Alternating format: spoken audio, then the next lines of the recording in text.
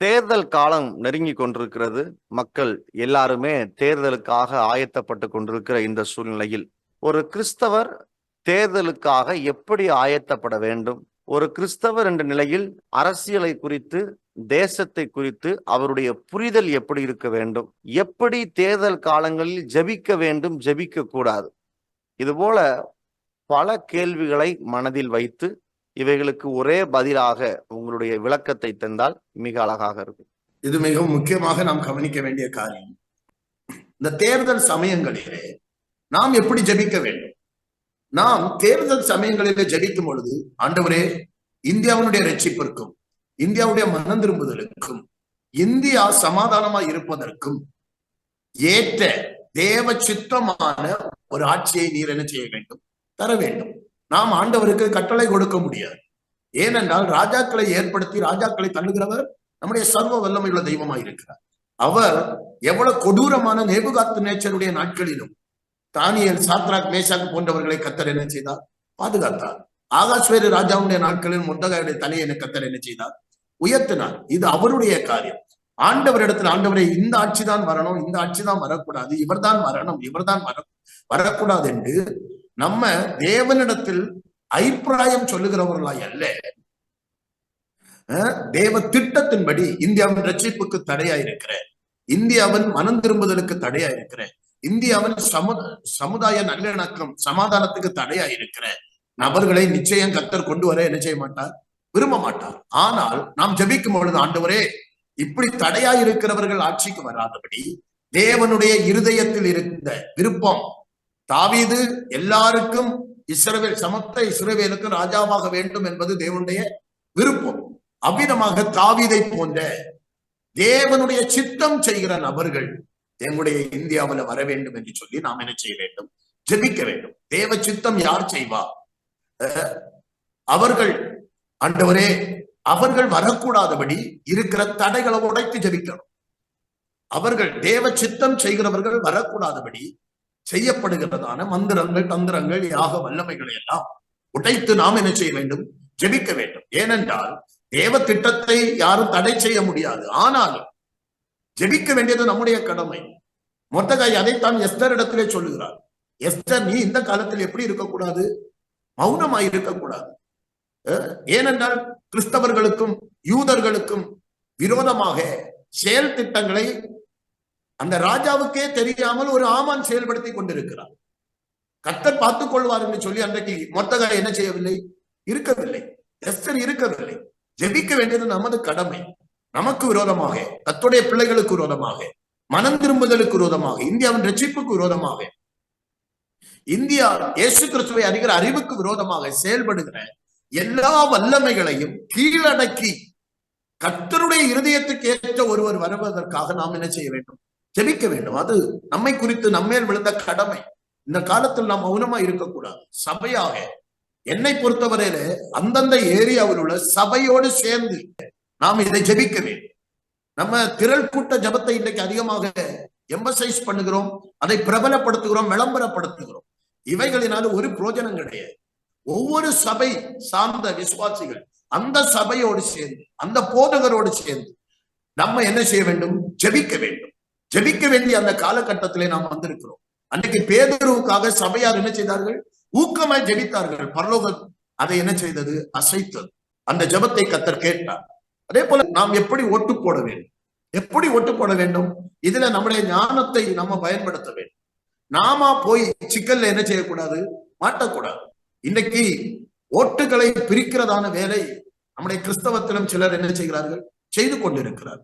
இப்போது நம்ம பார்க்க வேண்டியது, சுவிசேஷம் அறிவிப்பதற்கு, ஜனம் மனம் திரும்புதலுக்கு, ஜன ரட்சிப்படைவதற்கு யார் தடையா இருக்க மாட்டார்கள் என்பதை நம்ம பார்க்க வேண்டும்.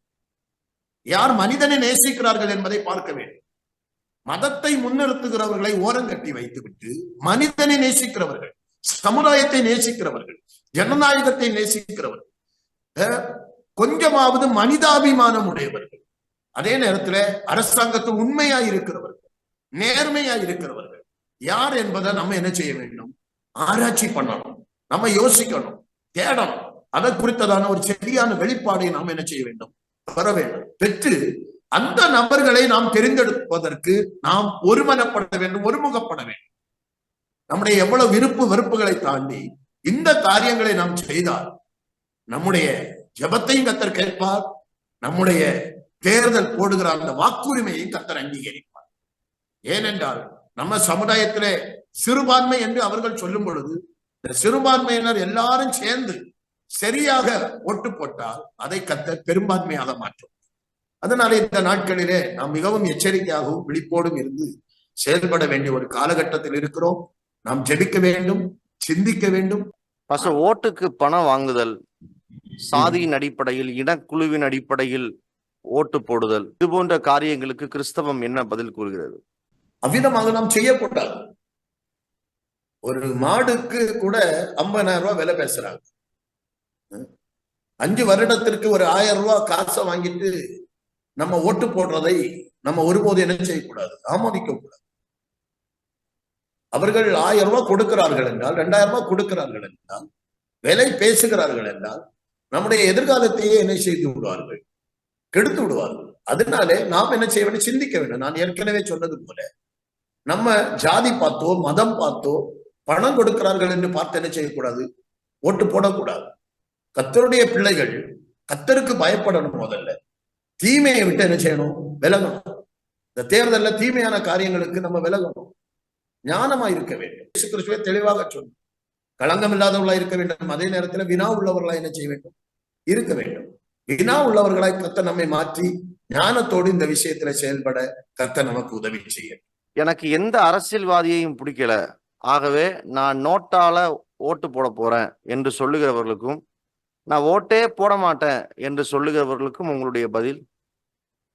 அவர்கள் தவறான கொள்கையை கொண்டிருக்கிறார்கள்.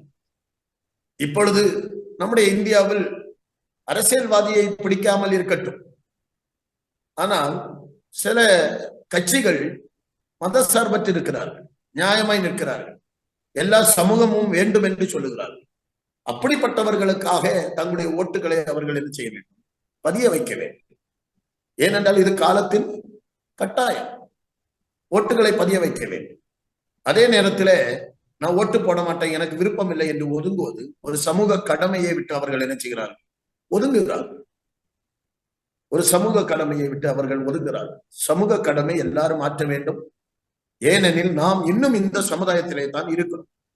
கர்த்தர் நம்மை இன்னும் 1000 வருட அரசாட்சிகளை கொண்டு போக, அப்படி கொண்டு போகும் பொழுது ஓட்டு இல்லாமல் அவரே நமக்கு நித்திய பிதாவாகவும் நியாயாதிபதியாகவும் இருப்பார்.